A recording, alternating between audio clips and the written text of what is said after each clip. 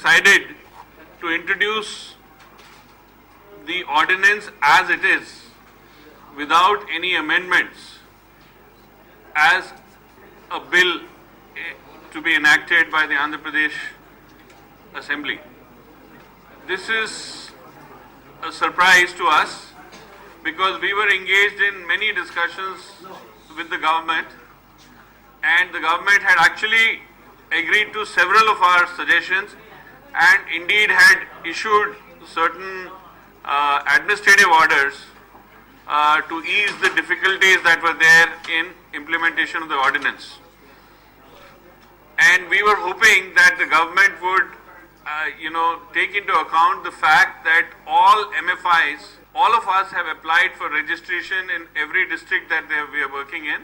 We have tried to comply with every provision of the ordinance, including the order of the Honorable High Court. We were hoping, therefore, that the government of Andhra Pradesh will use the opportunity of introduction of the ordinance as a bill to take into account some of the genuine difficulties that all of us, RBI licensed, legitimate microfinance institutions are having in complying with the provisions of the ordinance. So while MFIN welcomes regulation of the microfinance sector, because many rogue entities have started lending and have given MFIs a bad name, we think that the current ordinance is not ideal because some provisions make it impossible for legitimate RBI registered MFIs to function.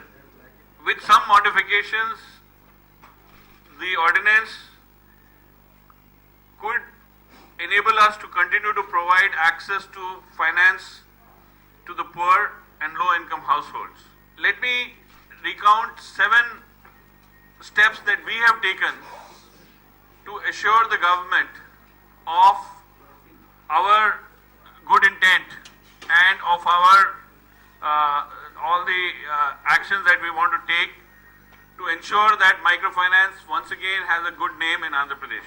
We have reduced our interest rates down to 24% diminishing balance per annum and all in cost, that is including fees and so on.